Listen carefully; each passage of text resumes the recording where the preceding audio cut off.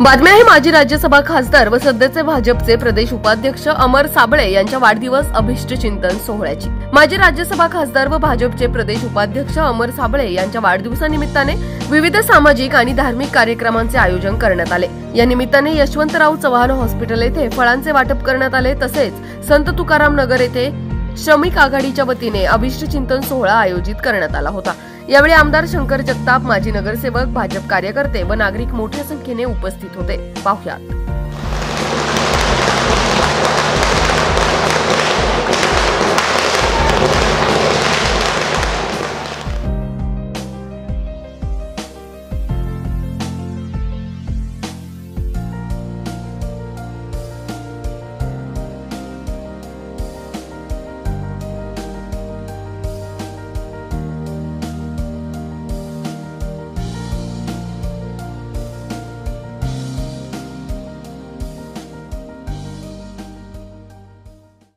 सर्व लाडक्या बहिणींचं मनापासून कौतुक करतो, अभिनंदन करतो की आज या सर्व लाडक्या बहिणींमुळे आज आम्ही सगळेजण इथे उभे आहोत। त्याबद्दल आपल्या सर्वांचं मनापासून कौतुक, अभिनंदन आणि धन्यवाद देतो। आज राष्ट्रीय श्रमिक आघाडी महाराष्ट्र राज्य भारतीय जनता पार्टीच्या अंतर्गत असणारी ही आमची संघटना आणि या संघटनेचे आमचे अध्यक्ष मार्गदर्शक यशवंतरावजी भोसले यांनी आज आमचे ज्येष्ठ मार्गदर्शक आणि माजी खासदार माननीय अमरजी साबळे यांच्या अभिष्ट चिंतनाचा कार्यक्रम या ठिकाणी आयोजित केला। त्याबद्दल त्यांचं आणि त्यांच्या पूर्ण टीमचं मी मनापासून कौतुक करतो। आज आपण सर्वजण आपल्या सर्वांचे लाडके नेतृत्व आणि पिंपरी चिंचवड शहराचे मार्गदर्शक माननीय अमरजी साबळे यांना अभिष्ट चिंतनाला म्हणजे त्यांच्या वाढदिवसाच्या निमित्ताने शुभेच्छा द्यायला आपण उपस्थित आपल्या सर्वांच्या वतीनं, भारतीय जनता पार्टी पिंपरी चिंचवड शहराच्या वतीनं आणि माझ्या जगताप कुटुंबियांच्या वतीनं, चिंचवड विधानसभेच्या वतीनं मी त्यांना मनापासून खूप खूप शुभेच्छा व्यक्त करतो।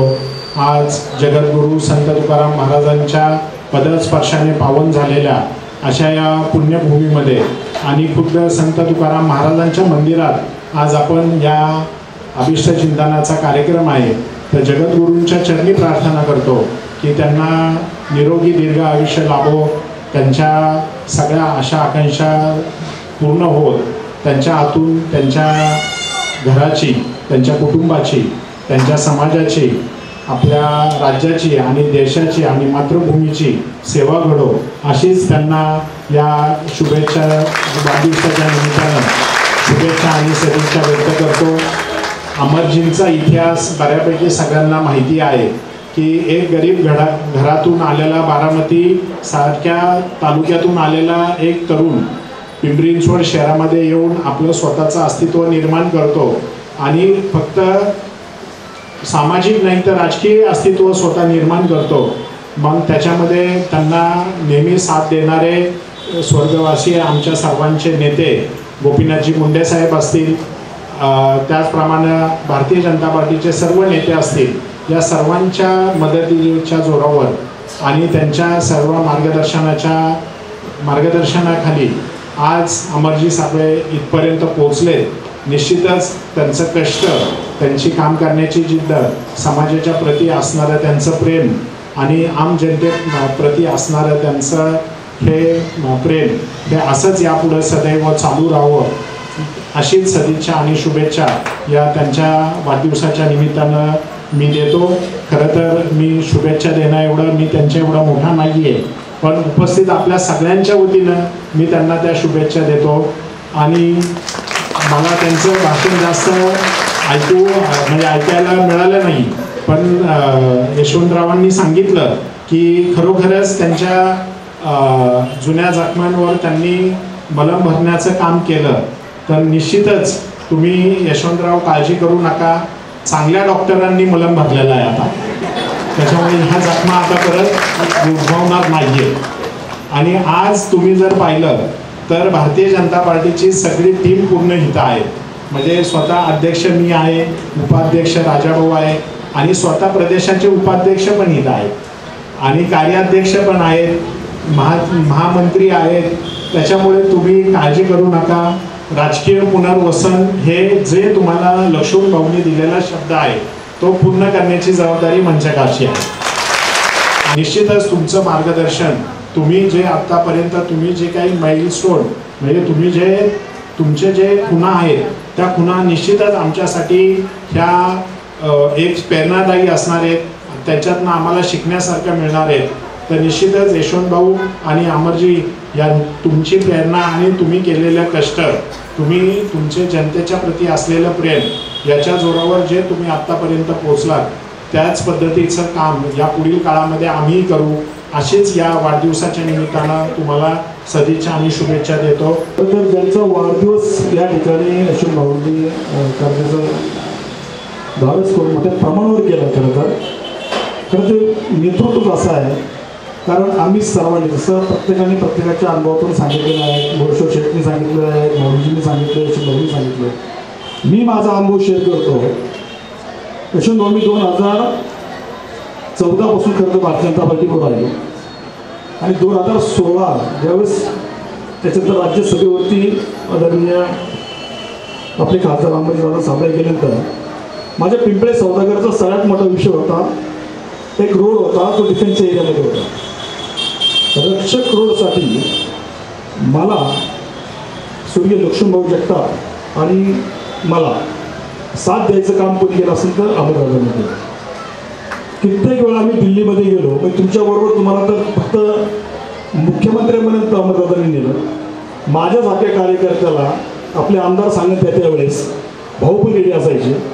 ज्याच्या वेळेस सेंट्रल लेवलचे डिफेन्स विषय असेल त्यावेळेस अमरदादा पाठीशी खंबीर आमच्या उभे राहिले.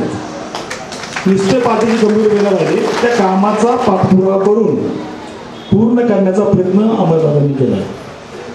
खरं तर जे संरक्षण मंत्री इथे घेऊन याची ताकद कुणामध्ये होती तर फक्त त्या एकट्या अमरदादांमध्ये होते. म्हणजे देशाचं संरक्षण मिनिस्टर आणण्याचं काम पण दादांनी आमच्यासारख्या कार्यकर्त्यासाठी केलेलं आहे.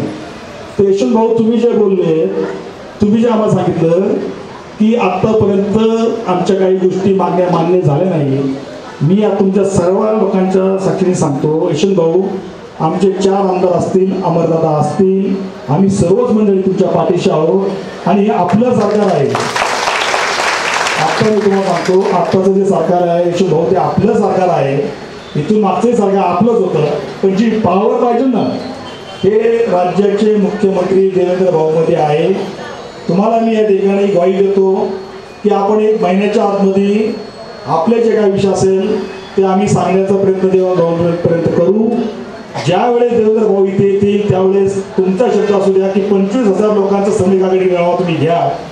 त्या मेळाव्यामध्ये ज्या ज्या तुमच्या मागण्या असेल त्या पूर्ण करण्याचा प्रयत्न निश्चित आमचे मुख्यमंत्री देवेंद्र भाऊ करतील. या शंकर भाऊंना मी सांगेन, हे माझ्यासाठी हे लोक आलेले नाहीत. यांना मी सांगितलं आदरणीय अमरजी साबळे साहेबांचा वाढदिवस आहे, त्या सगळ्यांचे प्रश्न सोडवण्यासाठी एकनाथराव शिंदे साहेबांच्याकडं वर्षा बंगल्यावर 3 वेळा ते जाऊन बसले होते. हे त्यांना माहित आहे, कारण मी जे घडतं ते सांगतो. आणि सगळ्यात नंतर मी सांगितलं माझा व्हिडिओ पहा, 3 आमदार निवडून आले आपल्या इथे.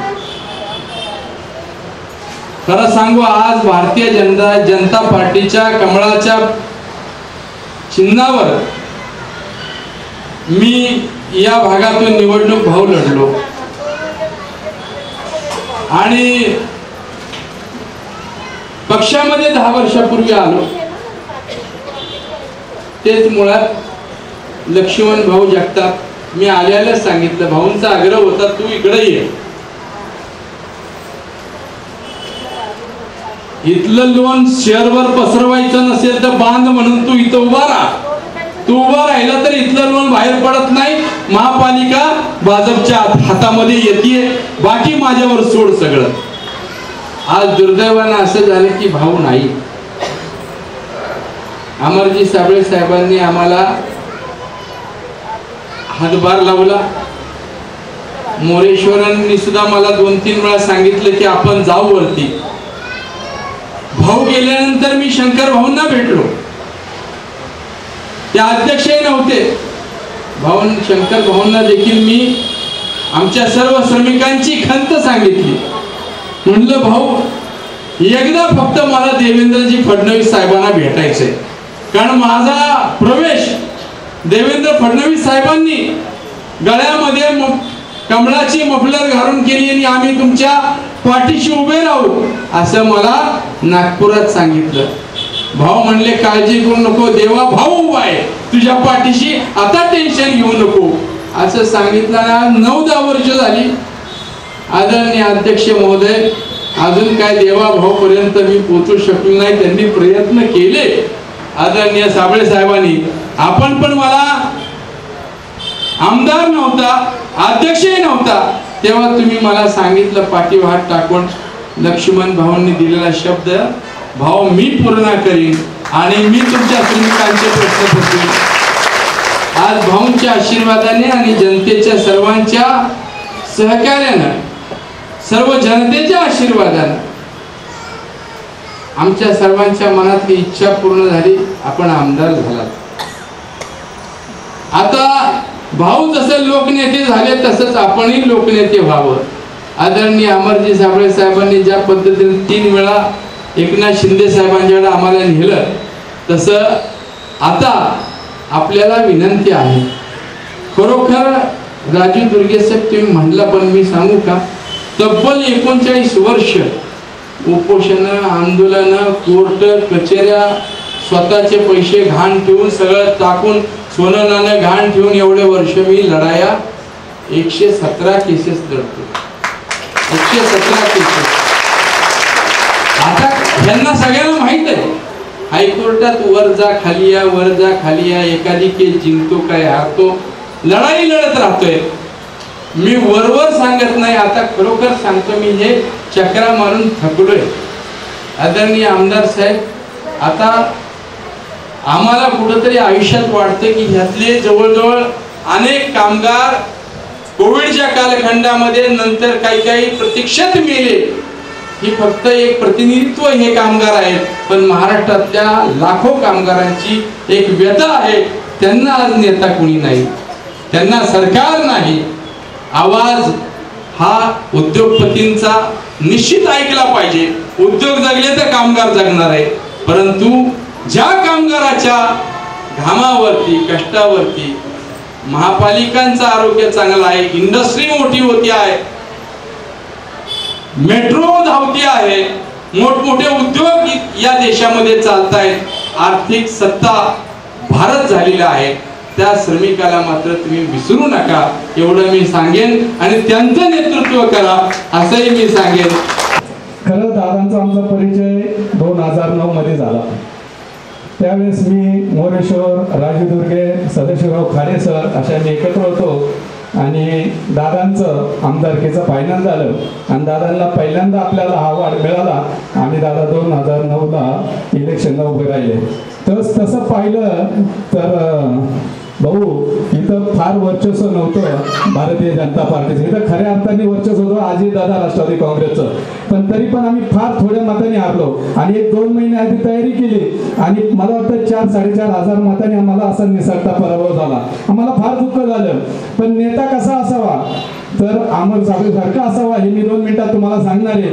पडले आणि त्यावेळेस आदरणीय लोकनेते गोपीचंदराव मुंडे साहेब होते आणि दादांना मुंबईला बोलून घेतलं आणि जे थोडक्याहून पराभव झाले त्यांना विचारलं की तुम्ही पराभव कशामुळे झाला आणि कसं झाला, तर दादांनी सांगितलं की माझ्या कार्यकर्त्यांनी मनापासून प्रेम केलं, मनापासून काम केलं, पण माझी थोडी चूक झाली म्हणून मी पराभव झालो. बाकीचे जे पराभव झाले आमदार त्यांनी सगळं खापर कार्यकर्त्यांवर फोडलं, पण आमचे अमरजी दादा आहेत असं की त्यांनी सांगितलं की मी कमी पडलो, माझे कार्यकर्ते काही पडले नाही. की हा भारतीय जनता पार्टीचा ओरिजिनल कार्यकर्त्याचा हे. आणि त्यानंतर आम्हाला परत दुसऱ्या 5 वर्षांनी आम्हाला फॉर्म भरायचं परत सांगितलं, परत दादांचं तिकीट फायनल झालं आणि योगायोगाने त्याचा सर्वस्व मी साक्षीदार आहे। त्यावेळेचे संघटन महामंत्री आपले रवी अनसपुरे त्यांचा फोन आला की माऊलीजी अमरजीचा एबी फॉर्म तयार आहे, तुम्ही घेऊन जा। संध्याकाळी मी 6 वाजता तिथे गेलो, मला फॉर्म देण्यात आला की उद्या तुम्ही फॉर्म भरायचा, अमरजीचं तिकीट फायनल झालं। आमच्यात उत्साह निर्माण तयार झाला की आता परत मागल्याचे 4,500 पडलो आपण, ते आता आपण पडणार नाही। आम्ही सगळे तयारी केली आणि दुसऱ्या दिवशी वाजत गाजत फॉर्म भरायला गेलो तर दादांना फोन आला परत की तुमच्याकडे एबी फॉर्म आहे पण तो भरू नका। तुम्ही सांगा असा कुठला तरी का हातात एबी फॉर्म भरले तो भरणार नाही, पण दादाने आम्ही सगळ्यांनी रिक्वेस्ट केली की दादांना एबी फॉर्म भरायचा। दादा म्हणले नाही, पक्षाचा आदेश आहे, आपण एबी फॉर्म भरायचा नाही। फक्त आमच्या आग्रह खातर त्यांनी फॉर्म भरला, फक्त आग्रह खातर बापू त्याचा सर्वस्वी साक्षीदार हा माऊली थोरात आहे।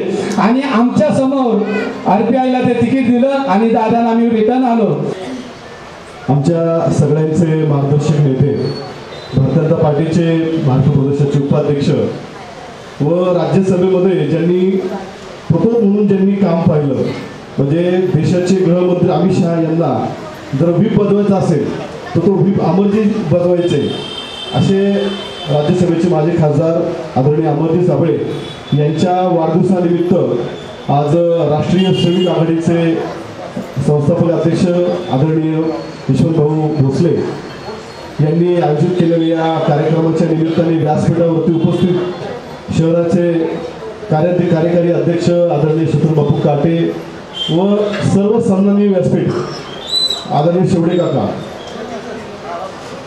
जास्त वेळ नाही कारण की अनेकांनी खूपच वेळ घेतला आणि मी जास्त त्यात आता अमरजी सुद्धा आपल्या ह्या सत्कार कार्यक्रमाला उत्तर देतील, बापू काटे बोलणार आहेत। मी 2-3 गोष्टी फक्त सांगतो की माझी आणि अमरजींची पहिली भेट ही पदवीधर निवडणुकीमध्ये, अमरजी हे पश्चिम पदवीधर नोंदणीचे प्रमुख होते आणि त्यांची माझी त्या दिवशी भेट झाली आणि पदवीधरची बैठक झाली सर्व जिल्ह्याची आणि त्यानंतर आम्ही मयूर हॉटेलला जेवायला गेलो आणि तिथं मला दादा म्हणाले होते की मोरेश्वर तुला फार फ्युचर आहे, भारतीय जनता पार्टीचं तू एक धडाडीने काम कर, आम्ही तुझ्यासगळे मागव।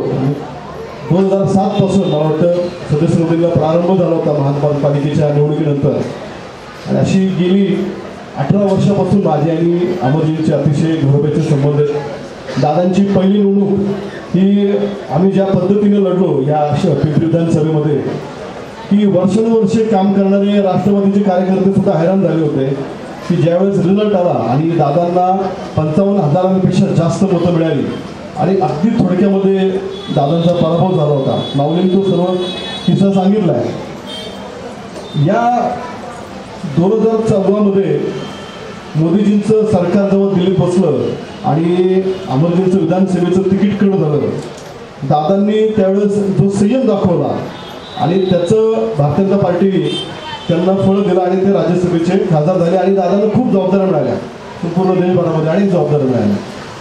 खरं माझं यशवंतभाऊने एवढं सांगणं आहे की यशवंतभाऊ मागाशी जे बोलत होते त्यांच्यातला कार्यकर्ता बोलत होता तेव्हा मला असं वाटलं की त्यांचं जे बोलणं होतं किंवा त्यांच्या बोलण्याची जी दहाकता होती, त्यांना तुमचं काम करायचं आहे म्हणून ते भारतीय जनता पार्टीला साथ घालत होते। ज्या व्यक्तीला काम करायचं आहे त्याच्या मागं निश्चितपणे हे संपूर्ण व्यासपीठ उभं असणार आहे। माझी भावना एवढीच विनंती की आपण संयम ठेवावा।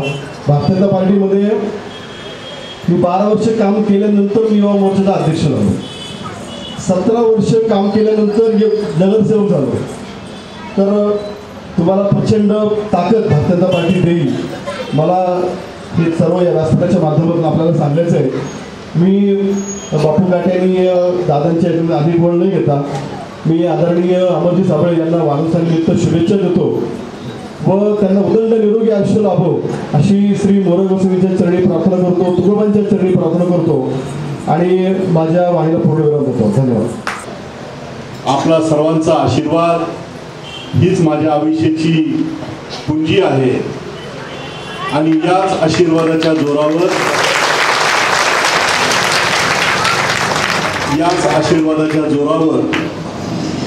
रंजल्या गांजल्यांची सेवा करणं, शोषित, पीडित, वंचित, उपेक्षित वर्गासाठी आपलं आयुष्य समर्पित करावं अशी भावना या प्रसंगी माझ्या मनामध्ये निर्माण झालेली आहे. जेव्हा जेव्हा परमेश्वर जन्म घेतो तो मातेच्या पोटी जन्म त्याला घ्यावा लागतो. एवढं मातृत्व महान आहे.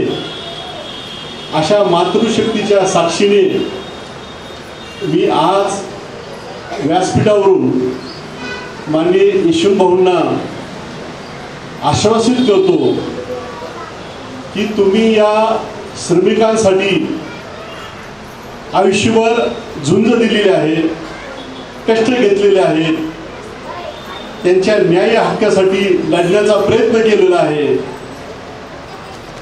तुम्ही सगळ्यांच्या या ठिकाणी बसलेल्या सर्व श्रमिकांच्या जीवाचे प्राण आहात.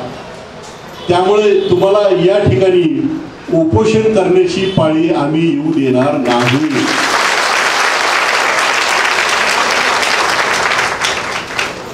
तुम्ही स्वतःसाठी काही मागितलं नाही, तुम्ही स्वतःसाठी पद मागितलं नाही, तुम्ही स्वतःसाठी प्रतिष्ठा मागितली नाही, परंतु या श्रमिकांचे प्रश्न सुटण्यासाठी जे तुम्ही उपोषणाचं हत्यार उपसलेलं आहे.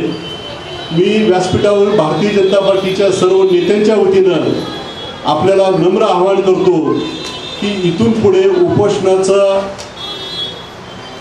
उपोषण मी करणार आहे. अशी वेळ तुमच्यावर येऊ देणार नाही आणि तुम्ही सुद्धा अशा पद्धतीचं आव्हान कुणाला करू नये अशी आम्ही नम्र विनंती करतो. जे श्रमिकांचे प्रश्न हे तुमचे प्रश्न आणि तुमचे प्रश्न हे भारतीय जनता पार्टीचे प्रश्न आणि ते प्रश्न सोडवण्याची आमची सर्वांची जबाबदारी.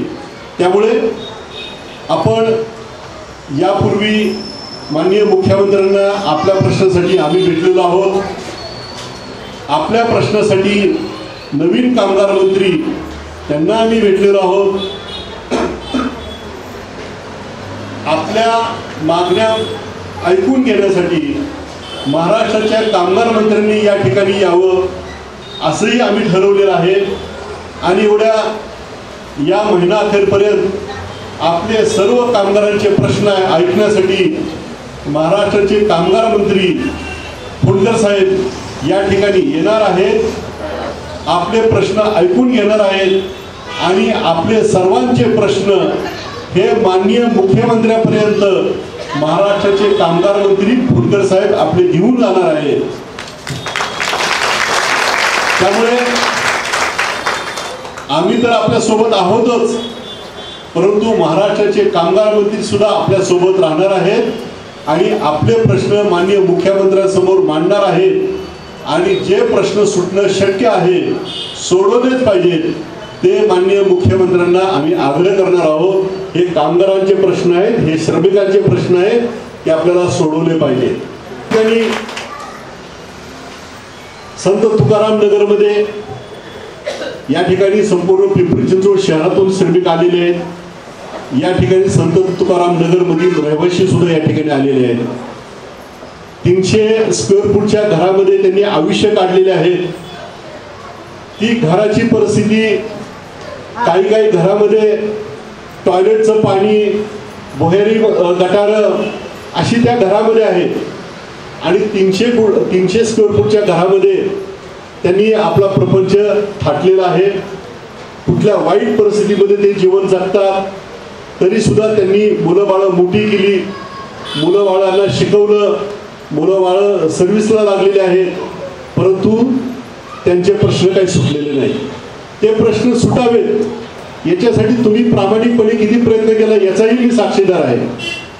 जेव्हा आढळराव पाटील हे पश्चिम महाराष्ट्र म्हाडाचे चेअरमन झाले, तेव्हा त्यांना आपण या ठिकाणी आणलं. या ठिकाणी राहणाऱ्या रहिवाशांचे प्रश्न त्यांना सांगितले, ते प्रश्न सुटले पाहिजेत याच्यासाठी तुम्ही आग्रह केलेला आहे.